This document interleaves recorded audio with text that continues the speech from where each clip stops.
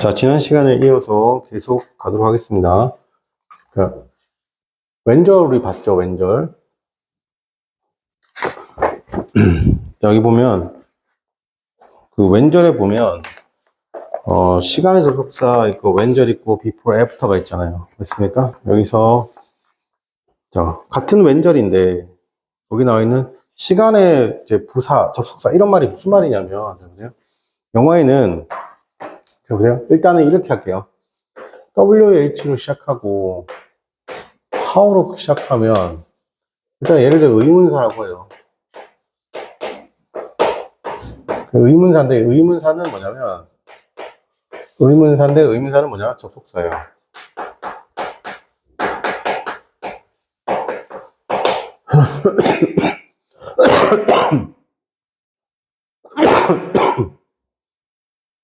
자, 그 다음에, 우리가, 크게 영어에서 크게 명사, 형용사, 부사,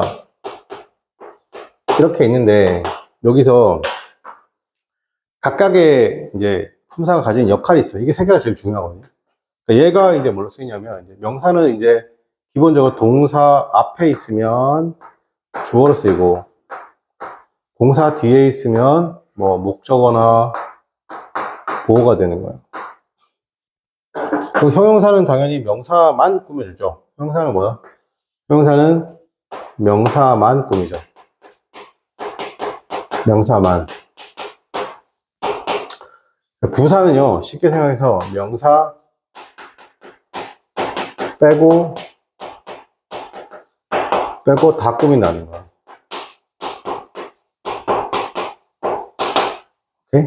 자, 그런데 요거는 이제 뭐냐면 부사의 소위 말해서 문법적 기능이에요. 오케이?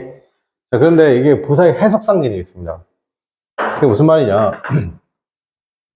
요거는 부사의 문법적 기능이고 부사의 해석상 기능이 있어요. 해석상. 부사는 이렇게 해석돼요 라는 거예요. 그죠? 그래서 부사는 어떻게 해석되냐면 목적. 우리 목적이 뭐냐면 뭐 예를 들어 뭐 햄버거 가게를 가는 목적. 그죠? 여행의 목적. 그래서 보통은 뭐뭐 하려고 또는 뭐뭐 하기 위해서. 그 다음에 원인, 이유, 결과. 보통 인과관계라고 보통 얘기하죠. 인과. 그죠? 그 다음에 목적, 원인, 이유, 결과. 그 다음에 뭐가 있냐면 조건, 가정이에요. 그러니까 이게 무슨 말이냐. 아, 만약에 내가 이번에 시험을 잘 보면 엄마랑 또 아빠가 뭐 해줄 수 있을까? 그죠? 이런 거. 맞습니까? 아니면 우리가 조건을 걸잖아요. 그죠? 맞습니까? 그걸 가정한다는 건 뭐예요?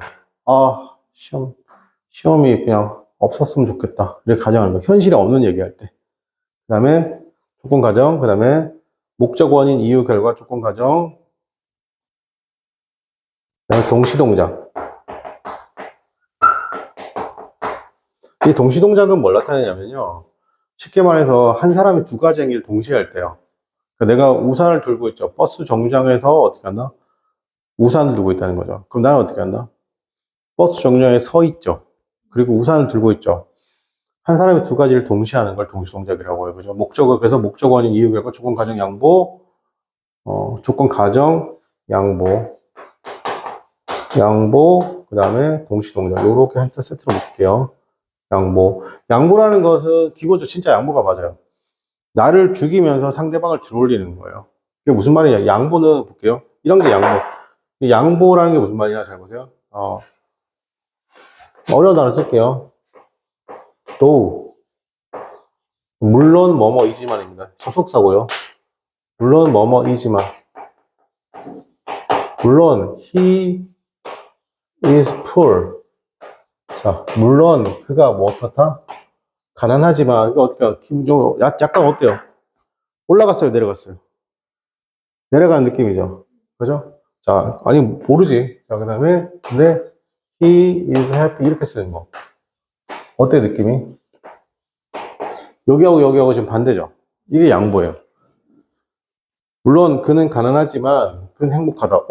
서로 말이 안 맞잖아요. 그죠? 맞습니까? 그러니까 어떻게 한다? 나를 어떻게 한다? 이 전체의 뜻을 어떻게 한다? 나를 죽임으로써, 내리면서 어떻게 한다? 이쪽의 뜻을 어떻게 한다? 여기의 뜻을 어떻게 한다? 이렇게 올린다는 거예요. 그죠? 나를 죽이면서, 나를 양보하는 거예요. 알겠습니까? 그래서 상대방을, 네가 앞에 가. 이런 느낌이 주는 거. 이게 뭐라고? 양보예요. 그 다음에 장소, 방법, 이유, 시간이에요. 부사 이런 해석상 기능이 있어요. 알겠죠? 그래서 목적, 원인, 이유, 결과, 조건, 과정, 양보, 동시, 동작, 장소, 방법, 이유, 시간. 알겠죠? 선생님이야 이걸 뭐 십몇 년 동안 했으니까 기억하는 건데 이걸 기억할 필요는 없어요. 근데 그럼 여기서 내가 지금 우리가 지금 배우는 게 여기야. 시간. 그지? 그러면 시간을 나타내면 뭐라고? 뭐라고? 그 뭐라고? 이 전체가 전부 다 뭐라고? 뭐라고요, 여러분? 전체가 뭐라고? 부사라고, 부사. 그죠? 그러니까 이런 거요. 시간을 나타내는 부사. 시간을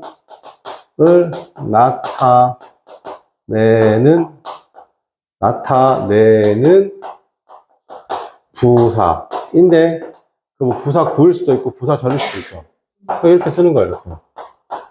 그죠? 그럼 여기서 이 나타낸다는 말을 뭐라고 하냐면, 시간을 나타낸다. 이거 말은 표시라는 말을 쓰는 거예요. 자, 그냥 따라해봐. 시간 표시 부사. 또는 시간 표시 부사 구, 시간 표시 부사 절. 이렇게 말하는 거예요. 선생님, 결과를 나타내면요. 결과 표시 부사 구, 결과 표시 부사 절. 오케이? 이게 뭐예요? 이게 용어예요. 이건 그렇게 중요치 않은데, 거기서 지금, 이런 거는 영어를 하다 보면 알게 되는 거예요. 이걸 외우려고 하는 건 좀, 솔직히 말해 좀 안 좋은 거예요. 안 외웠으면 좋겠어요. 그죠? 여기서 이제 선생님 볼게요. 시간의 접속사다라는 말. 자, 봐봐요. 시간의 접속사다. 그럼 이걸 통해서 우리가 알 수 있는 건 뭐냐면, 명사, 형용사, 부사 중에 다시 시간을 나타내는 건 뭐라고? 그렇죠. 부사죠. 부사. 같은 말이 뭐냐면, 부사의 뭐라고? 접속사랑 어떤 말이나? 같은 말이에요. 접속사인데 뭘 나타낸다고요? 시간을 나타낸다고요. 그죠? 맞습니까? 자, 그러니까, when 이런 거, when 이런 거. 오케이? 자, 그 다음에 누가 있어요? before 이런 거. before, 전에, after 뭐라고? 후에, 이런 것들. 알겠어요? 언제, 전에, 후에, 이런 말 나타내는 거. 알겠어요? 자, 여기까지. 자, 정리 한번 해봅시다.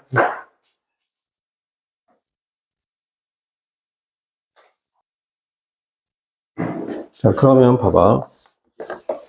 시간의 접속사 위에다가 부사절이라고 적어 놓을게요. 그죠? 이게 명사절이가 형용사절일 수가 없죠. 그죠? 그래서 Max get too excited 했습니다. 그죠? Max가 get too excited 되죠. Max가 스스로 흥분한 게 아니에요. 괜찮아요? Max 여기서 강아지 같은데 get too 너무나 excited 했습니다. When a lot of people around 였습니다. are around죠. 자, 뭐뭐 할 때 괜찮아요? 뭐뭐 할 때 많은 사람들이 are around 있어요. 자, 여기서 비동사 다음에 저렇게 are around 비동사 다음에 around 이렇게 비동사 다음에 부사가 오면 비동사 다음에 이렇게 부사나 around 전치사가 오면 이때는 이렇게 비동사는 우리가 있다라고 해석할 수 있습니다. 오케이. 그 다음에 my begins after the shooting 났습니다. 자, 부사절은 일단은 생략해도 되는 거죠. 왼절이야 생략해 볼게요. 자, Max가 get too excited 했어요. Max가 뭐였다? 흥분했다는 거잖아요. 그죠? 문장 끝났어요? 안 끝났어요? 문장 끝난 거예요. 이렇게 써도 내가 의미 전달하는데 전혀 지장이 있다 없다? 지장이 없죠. 맞습니까? 일단 Max가 뭐라고? 스스로 흥분할 수 있다 없다? Max가 스스로 흥분할 수 없어요. 맞습니까? 그러니까 지금 gets to 쓰고 난 다음에 exciting으로 쓰지 않는 이유가 그 이유예요. 쓰지 않는 거예요. 알겠습니까? 어떻게 쓴다고? excited로 쓴 거예요. 왜? 명사가, 제가 계속 얘기하죠. 명사가 뭐라고 했어요? 이렇게 ing나 pp가 될 때, 이렇게 나오거나, 이렇게 나올 때, 아니면, 이렇게 나오고, 이렇게 ing, pp가 나올 때, 선생님 뭐라 했어요? 현재분사, 과거분사, 즉, 능동수중 따지는 건 누구 중심이라고? 무조건 명사 중심. 그래서 명사가 스스로 하면 하지 않으면. 그래서 명사가 스스로 하면 ing, 명사 스스로 하지 않으면 뭐라고? pp가 되는 거예요. 알겠죠? 자, 여기까지. 그러면, 자, 그래서 Max get too excited 나왔습니다. Max가 너무나 흥분했습니다. 많은 사람들이 주변에 있을 때죠. 그 다음 볼게요. My work, 내 일은요, begins 났습니다. 시작됐습니다. After shooting's over 났습니다. 그죠? 그 촬영이 끝난 후에 시작돼 이런 말이잖아요. 그죠? 자, 그러면 after라는 말은 뭐뭐 후에, 그리고 the shooting은 촬영이 되고요. 그다음 is over 하면 be over이 됩니다. be over. be over 뜻이 뭐예요? be over. be over. 뭔가 상황이 끝나는 걸 be over이라고 해요. 그죠? 상황이 약간 어떤 느낌이에요? 아까 우리 영어로 치면 finish의 느낌이에요. finish. 뭔가 상황이 끝난 후에. 그죠? 그냥 끝나 이런 말이 되겠죠.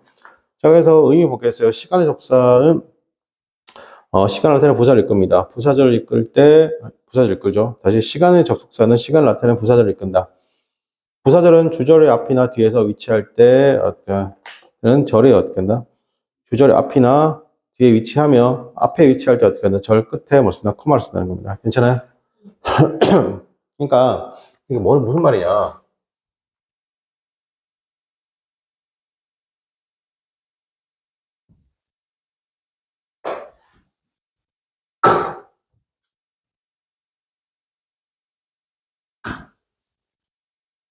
자, 잘 봐봐요. 영어는 총 자리값이 몇 개 자리값이 있어요? 세 가지 자리값이 있어요. 세 가지 자리값. 첫 번째가 뭐예요? 동사, 그 다음에 명사, 그 다음에 뭐라고? 카마. 그죠? 그죠? 그러면 여기서 선생님이 다시 동사 앞과 뒤는 뭐예요? 품사가 뭐예요? 자, 동사 앞과 뒤는 무조건 뭐가 들어가냐? 그렇죠. 무조건 명사예요. 볼 거 없어요. 명사예요. 무조건 명사. 이거는 고등학교 3학년 성인이 돼서도 마찬가지예요. 자, 그럼 명사 뒤에는 뭐예요? 무조건? 네, 형용사예요. 잘했어요. 무조건. 카마 앞은 뭐예요? 네, 부사예요. 그죠? 그럼 선생님이 이제 오늘 배운 거 쓸게요. 오늘 배운 거. 자, 왼절이 뭘로 쓰였어요? 왼절이 뭘로 쓰였어요? 네, 정확하게 명사절이에요. 여기서 왼절은 뭘로 쓰였어요? 왼절은 뭘로 쓰였어요? 네, 그러니까 있는 그대로 보세요. 동사 다음이잖아요. 그죠? 근데 만약에 이걸 왼절인데 우리가 이걸 명사라 부르지 않고 뭐라고 해야 돼, 이거? 주어라 부르는 거죠. 그럼 얘는 뭐라 불러야 될까요? 그렇죠. 목적어가 될 수도 있고 뭐가 될 수도 있어요? 그렇죠. 뭐가 됐어. 매번 해야 돼요. 반복해야 돼요. 근데 수학이랑 다르게 그냥 우리는 자리값 정해져 있는 거예요. 뭐가 엄청난 응용이 있다 없다? 아, 그런 건 없는 거예요. 언어니까 그런 건데. 생각해봐요. 막 엄청난 응용이 많으면 그건 언어의 언어가 아니에요. 언어는 뭐가 중요하죠? 안정성이 중요하죠. 그죠? 정확하면 좋지만, 그죠? 우리가 정확하게 의미를 전달할 수도 있지만 약간 뭉뜨려서 전달할 수도 있잖아요. 그죠? 그러니까 생각해보세요. 그죠? 이런 거 있잖아요. 뭐 가족들끼리 있는데 가족끼리 대화해요. 그죠? 아, 걔가 만약 그래서 그랬잖아. 아, 그래? 걔가 그랬단 말이야? 근데 그거를 엄마 아빠하고 나는 알려줬는데 전혀 외부 사람이 봤을 때 뭐라는 거지, 얘네들? 그죠? 그냥 언어는 대신에 어떻게 한다? 서로 간에 확실히 알고 있어야 되죠. 그러니까 안정성이 중요한 거죠. 이 자리값이 막 흔들리거나 바뀌면 돼, 안 돼? 절대로 안 되는 거야. 수학이랑 다른 거야, 알겠죠? 자, 그 다음에 여기도 뭐 왼절 쓸게요. 그럼 무슨 자리? 이때 왼절은? 그렇죠. 이때 형용사라 부르는 거. 이거 엄청 어려운 거. 이걸 형용사라 부를 수 있다는 가치가 엄청난 거라고. 여기다가 왜 쓰면 뭐 쓰는 거야? 뭐가 되는 거야? 그렇죠. 커마가 있으니까 부사절인 거죠. 똑같이 할게요. 앞에 to가 있어요. to 동사 원형이 있어요. ing가 있어요. 복습하는 거. 이거 뭘로 쓰인 거예요? 네, 동사 앞에 있으니까요. 자, 여기 to 동사 원형이죠. 여기 ing죠. 뭘로 쓰인 거예요? 네, 그렇죠. 여기 ing 쓰면 뭘로 쓰인 거예요? 뭘로 쓰인 거예요? 그렇죠. 이거 뭘로 쓰인 거예요? 이거 뭘로 쓰인 거예요? 그렇죠. 어려워요? 그때그때 튀어나와야 돼요. 딱 세 가지 자리밖에 없잖아요. 그죠? 그럼 우리 지금 배우는 게 어딘 줄 알아요? 여기라니까요, 여기. 여기, when 다음에 이렇게 커마가 나왔잖아요.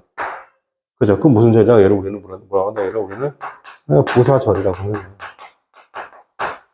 그죠? 근데 이렇게 나와서 이제 이렇게 이런 문장 구조, 이렇게 문장 앞에 있을 때. 근데 부사절은 이 뒤에도 이렇게 올 수 있단 말이에요, 이런 식으로.